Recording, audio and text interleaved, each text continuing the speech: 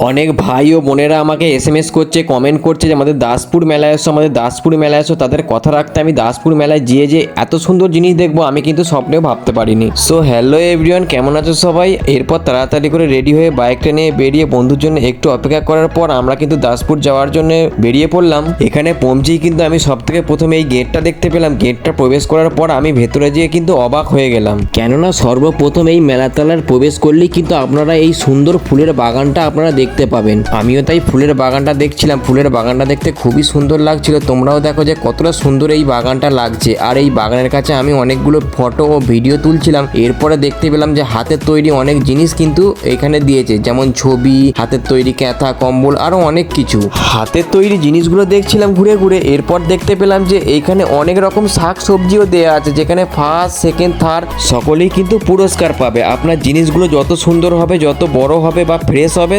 First, second, third এরকম পুরস্কার জিতে নিতে পারেন। দেখছেন কত মানুষ দিয়েছে, আমার তো খুবই ভালো লাগছিল দেখতে। এসব দেখা শেষ করে আমরা একটু ফুলের বাগান ও মেলাটা ঘুরতে লাগলাম। এরপর আমরা স্টেজের কাছে চলে এলাম, যেখানে আজকে কিন্তু ফাংশন হবে। আমি ফাংশন না দেখে কিন্তু বাড়ি চলে যাব, কেননা আমার এখান থেকে বাড়িটা প্রায় অনেকটা। কে কে এই দাসপুর ছেড়ে অবশ্যই কিন্তু আমাকে কমেন্টে জানাবে। দেখা হচ্ছে নেক্সট কোনো ভিডিওতে, ততক্ষণের জন্য টাটা। আমাকে কিন্তু অবশ্যই ফলো করে রাখবে।